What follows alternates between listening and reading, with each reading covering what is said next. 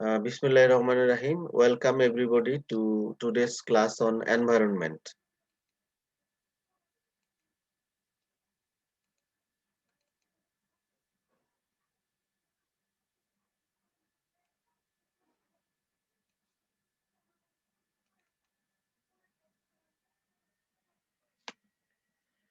আমরা এর আগের ক্লাসগুলোতে এপিডেমিওলজিক্যাল ট্রায়াডের যে কম্পোনেন্ট গুলো আছে অর্থাৎ এজেন্ট, হোস্ট এবং এনভায়রনমেন্ট এর আগে আমরা এজেন্ট পড়েছি, এরপরে হোস্ট পড়েছি, আজকে এনভায়রনমেন্ট পড়ব। Study of disease is really the study of man and his environment. এনভায়রনমেন্টের কারণেই যেহেতু ডিজিজ গুলো হয়, এই কারণে কোনো একটা ডিজিজ স্টাডি করা মানে হচ্ছে ওই এনভায়রনমেন্টটাকে স্টাডি করা। তো আমরা যদি ডিফাইন করতে চাই এনভায়রনমেন্টকে, এনভায়রনমেন্টের ডেফিনেশন হচ্ছে the term environment implies all the external factors living and non-living, material and non-material which surrounds man. অর্থাৎ আমরা ছোটবেলায় যে পড়েছিলাম যে আমাদের চারপাশে যা কিছু আছে তাই নিয়ে আমাদের পরিবেশ, এখানেও তাই বলেছে যে আমাদের চারপাশে যা কিছু আছে তাই নিয়ে পরিবেশ। তো চারপাশে কি আছে সেটা একটু স্পেসিফিক্যালি বলেছে। লিভিং থিং আছে, নন লিভিং থিং আছে, মেটেরিয়াল আছে, নন মেটেরিয়াল আছে।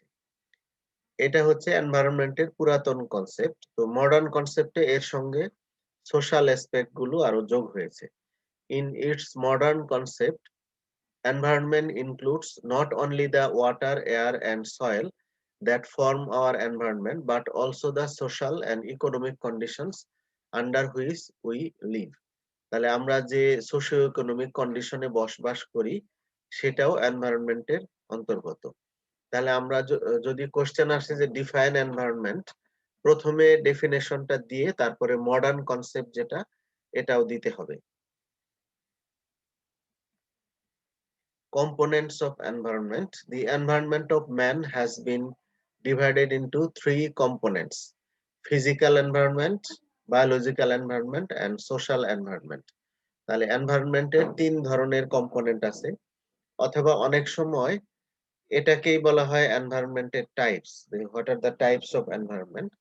তো এভাবেও বলা যায় যে physical environment, biological environment, social environment. তবে অরিজিনালি এটা হচ্ছে কম্পোনেন্টস অফ এনভায়রনমেন্ট। প্রথমে আমরা দেখি ফিজিক্যাল এনভায়রনমেন্ট। ফিজিক্যাল এনভায়রনমেন্টে মূলত non living things and physical factors like air, water, soil, housing, climate, geography, heat, light, noise, debris, radiation, এগুলো physical এনভায়রনমেন্টের কম্পোনেন্ট। এখানে মূলত নন লিভিং থিংস এবং কিছু ফিজিক্যাল ফ্যাক্টর, ফিজিক্যাল ফ্যাক্টর যেমন হিট, লাইট, নয়েজ এগুলো, আর non living thing air, water, soil, debris এগুলো। তাহলে ফিজিক্যাল এনভায়রনমেন্ট আমরা উদাহরণগুলো মনে রাখবো যে কি কি আছে ফিজিক্যাল এনভায়রনমেন্টের মধ্যে, অর্থাৎ ফিজিক্যাল এনভায়রনমেন্টের আবার কম্পোনেন্ট কি কি সেটা আমরা মনে রাখবো। এরপরে বায়োলজিক্যাল এনভায়রনমেন্ট, বোঝাই যাচ্ছে যে বায়োলজিক্যাল এনভায়রনমেন্টে হচ্ছে লিভিং থিংস গুলো থাকবে, অর্থাৎ জীবন্ত বস্তুগুলো।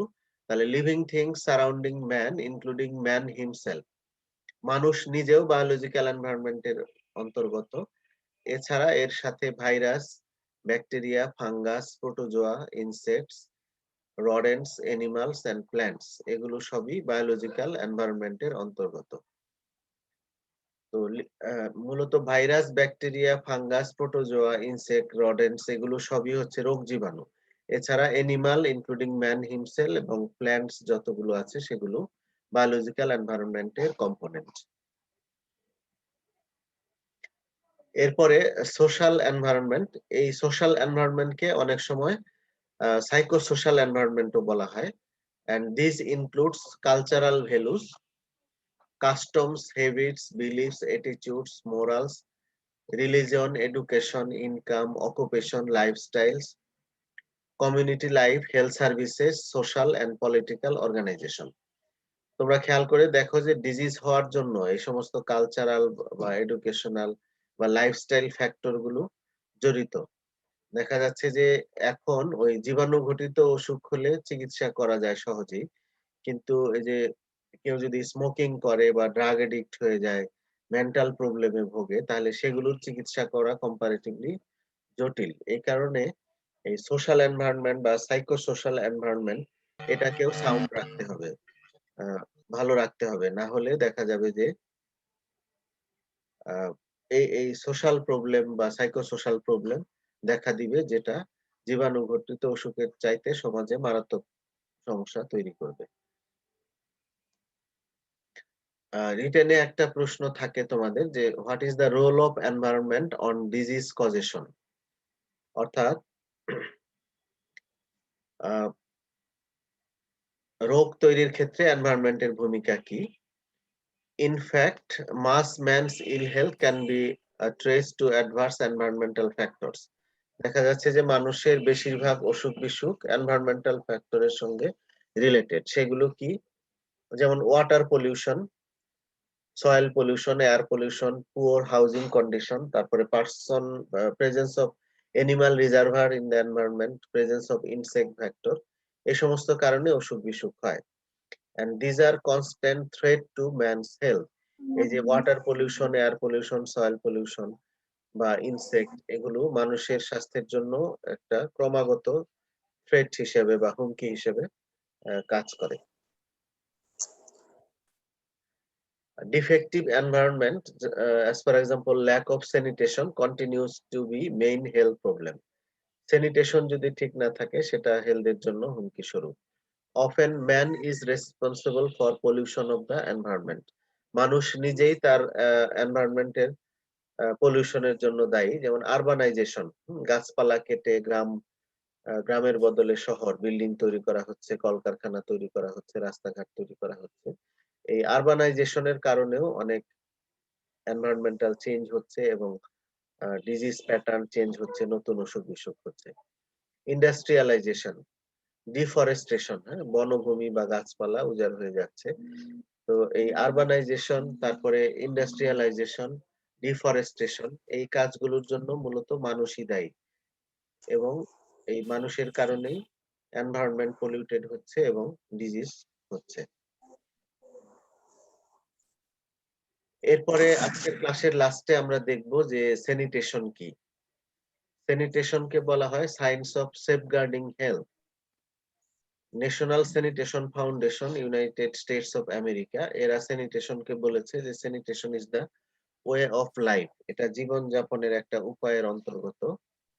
It is the quality of living that is expressed in clean home, clean farm, clean business, clean neighborhood and clean community. অর্থাৎ আমরা যদি পরিষ্কার পরিচ্ছন্ন বাড়িতে বসবাস করি, আমাদের চারপাশ যদি পরিষ্কার পরিচ্ছন্ন হয়, আমাদের কমিউনিটি যদি পরিষ্কার পরিচ্ছন্ন হয়, আমাদের শহর যদি পরিষ্কার পরিচ্ছন্ন হয়, আমাদের দেশ যদি পরিষ্কার পরিচ্ছন্ন হয়, সেটাই হচ্ছে স্যানিটেশন। অর্থাৎ আমরা ক্লিন হোমে, ক্লিন এনভায়রনমেন্ট এ বাস করব। সেই ধরনের কোয়ালিটি অফ লিভিং টা এনশিওর করে হচ্ছে স্যানিটেশন। আগের দিনে মনে করা হতো যে স্যানিটেশন মানেই হচ্ছে শুধুমাত্র এক্সক্রিটা disposal. In the past, sanitation centered on the sanitary disposal of the human excreta.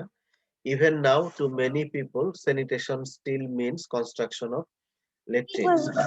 অনেকের কাছে এখনো ধারণা যে এই স্যানিটেশন মানে ল্যাট্রিন তৈরি করা। In actual fact, the term sanitation covers whole field of controlling the environment with a view to prevent disease and promote health. আসলে এনভায়রনমেন্টের টোটাল ম্যানেজমেন্ট, যেটা দ্বারা রোগ প্রতিরোধ করা হবে এবং স্বাস্থ্যগত অবস্থার উন্নতি করা হবে, সেটাই হচ্ছে স্যানিটেশন। অর্থাৎ স্যানিটেশন শুধুমাত্র এক্সক্রিটা ডিসপোজাল বা কনস্ট্রাকশন অফ ল্যাট্রিন না, এটা হচ্ছে টোটাল এনভায়রনমেন্ট কে কন্ট্রোল করা, যাতে আমাদের ডিজিজ প্রিভেনশন হয় এবং স্বাস্থ্যগত অবস্থার প্রমোশন বা হেলথ প্রমোশন হয়। তো আজকের ছোট্ট ক্লাস এখানে এনভায়রনমেন্ট সম্পর্কেই শুধু বলা হলো। তাহলে তোমরা আজকের ক্লাসেই এখন শিখে ফেলো যে এনভায়রনমেন্ট কাকে বলে। যে the term environment implies all the external factors, living and non-living, material and non-material, which surrounds man. এবং এর সাথে in its modern concept, environment includes not only water, air, soil that form our environment, but also the social and economic conditions under which we live. এরপরে component of environment, এটা এখনই শিখে ফেলো যে তিনটা component: physical environment, biological environment and social environment. এরপরে আমরা দেখেছি যে ফিজিক্যাল এনভায়রনমেন্টের মধ্যে air, water, soil, housing, climate, geography, heat, light, noise, debris, radiation এগুলো রয়েছে। বায়োলজিক্যাল এনভায়রনমেন্টের মধ্যে এনিম্যাল, প্ল্যান্টস, ম্যান হিমসেলফ, এছাড়াও যত রোগ জীবাণু আছে, virus, bacteria, fungus, protozoa, insects, rodents, এগুলো বায়োলজিক্যাল এনভায়রনমেন্টের কম্পোনেন্ট। সোশ্যাল এনভায়রনমেন্টের মধ্যে cultural values, customs, habits, belief, attitudes, morals, religion, education, income, occupation, lifestyle factors, community life, health service, social and political organisations, এসব কিছু এটার মধ্যে অন্তর্গত। তারপরে ডিজিজ কিভাবে হয়, এনভায়রনমেন্ট কিভাবে দায়ী, এখানে আমরা দেখেছি যে পলিউশন, বিশেষ করে ওয়াটার, এয়ার, সয়েল পলিউশন, তারপরে আরবানাইজেশন, ইন্ডাস্ট্রিয়ালাইজেশন, ডিফরেস্টেশন, এগুলো অসুখ হওয়ার জন্য দায়ী।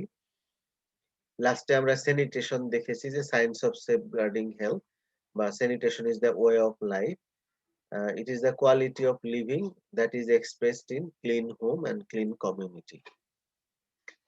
তো স্যানিটেশন মানে শুধু হিউম্যান এক্সক্রিটা ডিসপোজাল বা কনস্ট্রাকশন অফ লেট্রিন না, এর মানে হচ্ছে টোটাল এনভায়রনমেন্টকে এমন ভাবে কন্ট্রোল করা যাতে ডিজিজ প্রিভেনশন হয় এবং হেলথ প্রমোশন হয়। থ্যাংক ইউ তোমাদেরকে। কারো কোনো প্রশ্ন বা কোনো কথা আছে বলার? স্যার, পরীক্ষার কোশ্চেন কি আপনি করবেন? জি, মিড টার্মের কোশ্চেন কি আপনি করবেন? হ্যাঁ হ্যাঁ। তো তোমাদের মিড টার্মের কোনো ডেট দিয়েছে কি? স্যার 20 তারিখে বলছে। এই 20শে মার্চ? হ্যাঁ। আচ্ছা, ঠিক আছে। তাহলে আগামীকালকেও একটা ক্লাস হবে। আগামীকালকে হচ্ছে তোমাদের mode of transmission of disease, এটার উপরে ক্লাস নেব এই কালকে রাত 9:30টায়। তো ঠিক আছে, তাহলে থ্যাংক ইউ।